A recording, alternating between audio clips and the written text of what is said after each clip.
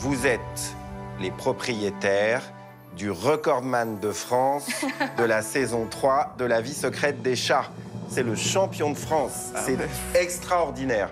On est sur les fesses, Laetitia et moi. C'est vraiment le champion de toute catégorie. Sportif. Vous saviez que vous aviez un champion à la maison? Non, on savait pas, non. Pas On est autant.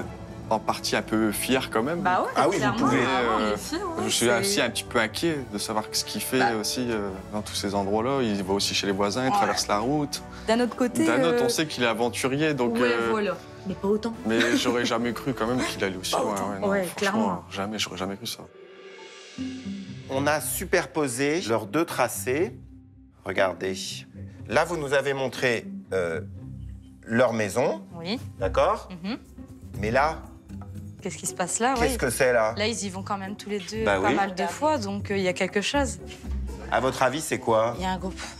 Pour moi, il doit y avoir d'autres chats. Moi, je dirais d'autres chats, ou pour se battre, ou bien pour à manger, notamment. Je sais pas, Ou alors il y a dame qui des, leur où il y a donnerait des à manger. femelles. Je vais vous inviter à regarder quelques images.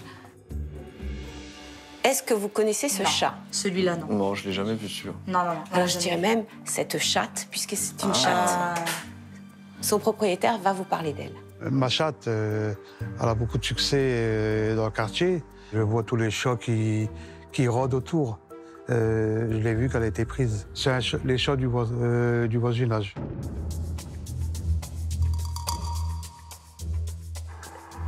C'est quel chat? Est-ce que c'est celui-là? Oui, celui-là. Ou est-ce que c'est celui-ci? Les deux. Ah, c'est les deux. Elle a été prise par les deux. Oui, on va bientôt avoir des petits. De toute façon, on ira voir les propriétaires du chat. J'espère qu'ils vont nous inviter au baptême. Bah, franchement, c'est grande découverte. choquant. Grande découverte, là, pour nous. Là, Donc voilà, là, ça, c'est leur- c'est la fiancée de vos deux. Ah bah voilà, Chat. tout s'explique, du coup. Franchement, c'est une grande surprise. Nous, on s'imaginait toujours que c'était des petits bébés, quoi. Des petits Surtout... puceaux? Ouais, voilà.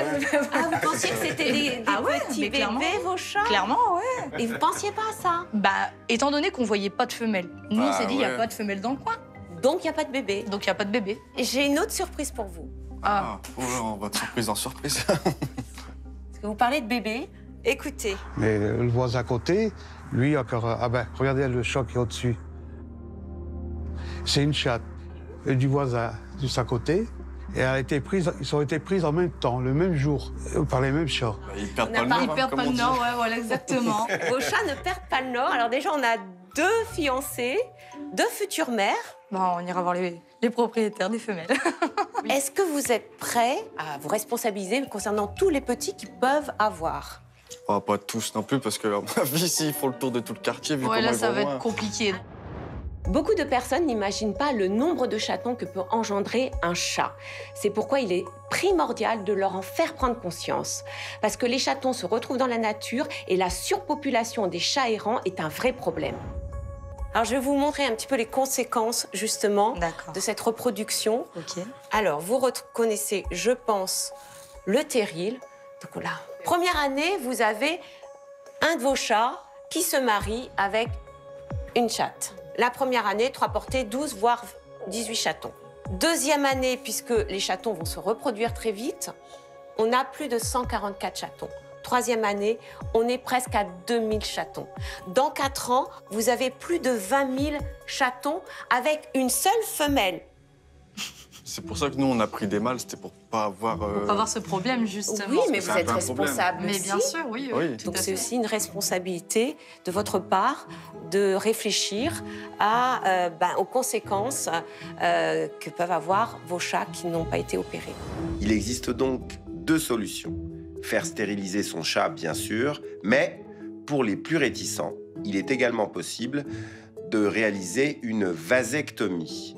La vasectomie permet de contrôler la prolifération des chats sans porter pour autant atteinte à l'intégrité de la bête que vous adorez. On va en parler sérieusement et voir ce qui est faisable, en tout cas. Donc, D'accord. notamment, pourquoi pas la vasectomie. À voir. Merci à vous. Bah, écoutez, merci d'être à venu. vous. Bah, merci à vous Et également d'avoir ouais. apporté des réponses à nos questions. Et on a adoré étudier vos chats, vraiment. Hein. Ça nous a Merci. fascinés. On voit plus trop nos chats comme des bébés maintenant. On se disait, ouais, bon, ils mènent une vie d'ado, on va dire en quelque sorte. Alors qu'en fait, pas du tout, ils vont quand même avoir des bébés sur 2 femelles.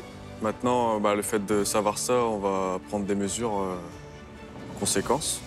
On est quand même responsables. Hein, donc, Faire les choses au voilà. mieux pour nous, pour les voisins et pour nos chats aussi. Voilà.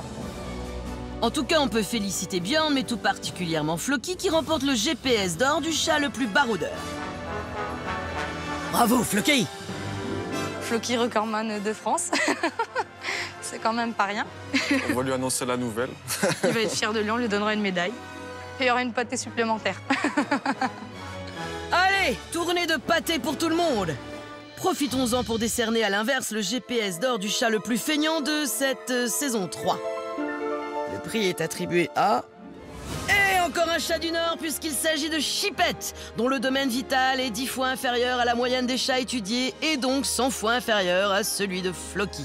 Bravo Chipette, le félin le plus moule de France, ce qui n'est finalement pas une surprise pour un chat de friterie. Vous entendez ce bruit? Ça vous dit quelque chose? Non, ce n'est pas le carillon feng shui suspendu au balcon de votre voisin. C'est le bruit d'une vie calme et sereine qui s'écoule en pleine montagne dans le village d'Abondance, en Haute-Savoie. Bienvenue chez Christian et Mathieu, les associés d'une exploitation fermière qui produit, vous l'aurez deviné, du lait de vache. Salut les filles. Sur la ferme, on a un troupeau d'environ 90 bêtes. On a 50 vaches productrices de lait, des vaches de race Abondance, qui est la race locale. Et donc ce lait, il sert en partie à produire du fromage d'Abondance. Et sur la ferme, on produit également toute une gamme de produits, nous, ultra frais.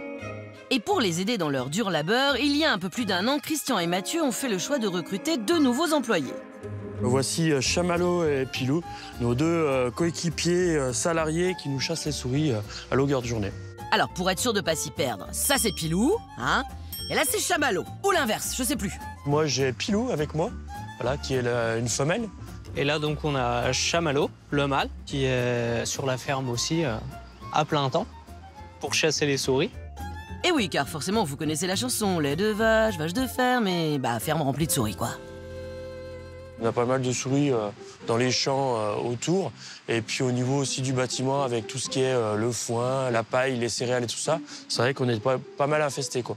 Et au lieu d'utiliser des souricides, on a pris les chats pour justement lutter un petit peu contre les souris. C'est plus propre et c'est très, très, très efficace.